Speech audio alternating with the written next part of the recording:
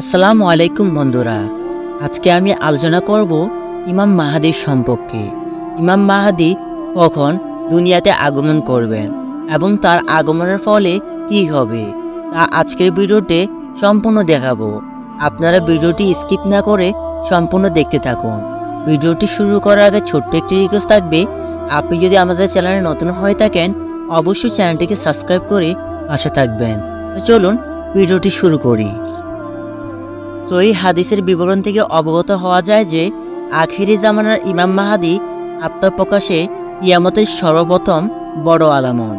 তিনি আগমন করে এই উম্মতের নেতৃত্বের দায়িত্বভার গ্রহণ করবেন, ইসলাম ধর্মকে সংস্কার করবেন এবং ইসলামী শরীয়তের মাধ্যমে বিচার ফয়সালা করবেন।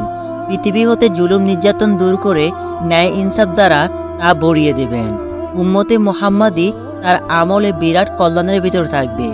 ইমাম ইবনে কাসির রাদিয়াল্লাহু তাআলা আনহু হতে বর্ণিত, যখন ফল ফলাদির প্রচুর বরকত হবে, মানুষের সম্পদ বৃদ্ধি পাবে, ইসলাম বিজয়ী হবে, ইসলামের শত্রুরা পরাজিত হবে এবং সকল প্রকার কল্যাণ বিরাজ করবে। ইমাম মাহাদির পরিচয় সম্পর্কে জেনে নেওয়া যাক। তার নাম হবে আমাদের নবী সাল্লাল্লাহু আলাইহি ওয়াসাল্লামের নামের মতো এবং তার পিতার নাম হবে আমাদের নবীর মতো। তিনি হবেন হাসান বিন আলী রাদিয়াল্লাহু তাআলা আনহুর বংশ থেকে। ইবনে কাসির রহমতুল্লাহ আলাইহি বলেন, তিনি হলেন মোহাম্মদ বিন আবদুল্লাহ আল ফাতিমি আল হাসানি। তার আগমনের স্থান, তিনি পূর্ব কোনো একটি অঞ্চল থেকে প্রকাশিত হবেন, তবে পূর্ব দিক থেকে মদিনা মুনাওয়ারা হতে পূর্ব দিক বোঝানো হয়েছে। নবী করিম সাল্লাল্লাহু আলাইহি ওয়াসাল্লাম বলেন, তোমাদের গুপ্তধনের নিকট তিনজন লোক ঝগড়া করবে, প্রত্যেকেই হবে খলিফার পুত্র, কেউ তা দখল করতে পারবে না।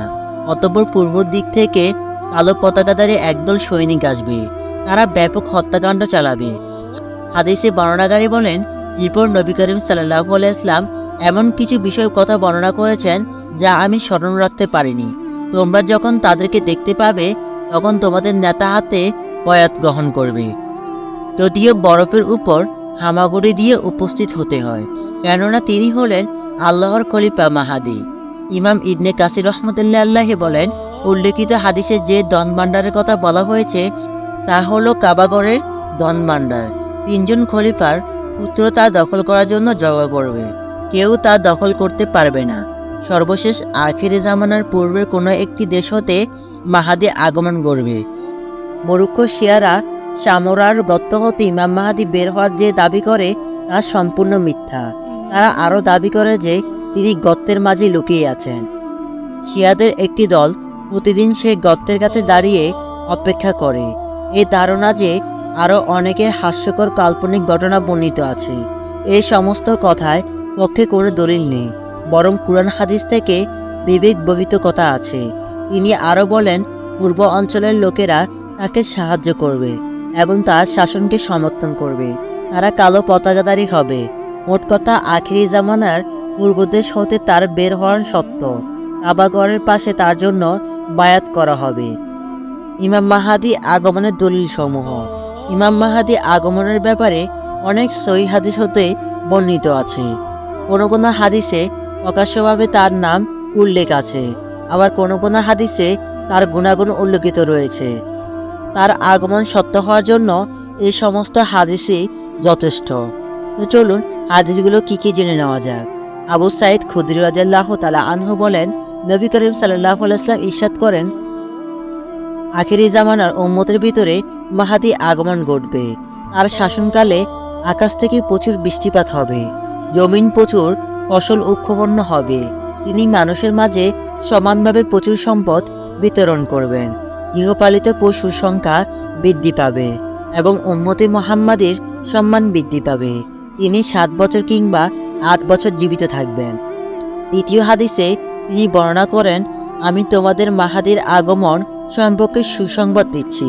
মানুষরা যখন মতবিরোধে লিপ্ত হবে তখন তিনি প্রেরিত হবেন। পৃথিবী হতে জুলুম নির্যাতন দূর করে ন্যায় ইনসাফ দ্বারা তা ভরিয়ে দিবেন। আসমান জমিনের সকল অধিবাসী তার উপর সন্তুষ্ট হবে। তিনি মানুষের মাঝে সমানভাবে প্রচুর সম্পদ বিতরণ করবেন। নবী করিম সাল্লাল্লাহু আলাইহি ওয়াসাল্লাম বলেন, মাহাদি আসবেন আমার বংশধর হতে। তার কপাল হবে উজ্জ্বল এবং নাক হবে উঁচু। পৃথিবী হতে জুলুম নির্যাতন দূর করে তিনি ন্যায় ইনসাফ দ্বারা তা ভরিয়ে দিবেন। 7 বছর পর্যন্ত তিনি রাজত্ব করবেন। উম্মে সালমা রাদিয়াল্লাহু তাআলা আনহা বলেন, আমি রাসূল সাল্লাল্লাহু আলাইহি ওয়াসাল্লামকে বলতে শুনেছি মাহাদির আগমন হবে আমার পরিবারের ফাতেমার বংশধর হতে। বন্ধুরা, উপরের আলোচনা থেকে আমরা জানতে পারলাম ইমাম মাহাদির আগমনের বিশ্বাস স্থাপন করা ওয়াজিব, কারণ তার আগমনের ব্যাপারে অনেক সহিহ হাদিস বর্ণিত রয়েছে। ঈসা ইবনে মারিয়াম আলাইহিস সালাম যখন আকাশ থেকে অবতরণ করবেন, তখন ইমাম মাহাদির নেতৃত্বে মুসলমানগণ সসম্মান ও সুখ শান্তিতে বসবাস করতে থাকবেন। মাকামে ইব্রাহিম এবং রুকনে ইয়ামিনের মধ্যবর্তী স্থানে মুসলমানগণ তার হাতে বায়াত গ্রহণ করবেন। তাকে হত্যা করার জন্য সিরিয়া থেকে একদল সৈন্য প্রেরণ করা হবে। সৈন্যটি যখন মক্কা হতে পায়দা নামক স্থানে পৌঁছাবে, তখন ভূমিধসের সকল সৈন্য হালাক হয়ে যাবেন।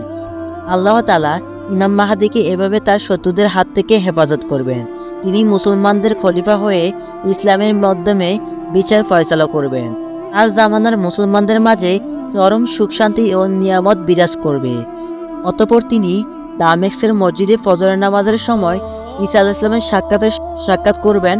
প্রথমে তিনি ঈসা আলাইহিস সালামকে নামাজের ইমামতি করার অনুরোধ জানাবে, কিন্তু তিনি তা প্রত্যাখ্যান করলে স্বয়ং ইমাম মাহাদি ইমামতি করবেন। ঈসা ইবনে মারিয়াম আলাইহিস সালাম ইমাম মাহাদির পেছনে মুক্তাদি হয়ে নামাজ আদায় করবেন। অতঃপর তিনি ঈসা আলাইহিস সালামের সাথে গিয়ে দাজ্জালের বিরুদ্ধে যুদ্ধ করার জন্য বের হবেন এবং দাজ্জালকে হত্যা কাজে ঈসা আলাইহিস সালামকে সহায়তা করবেন।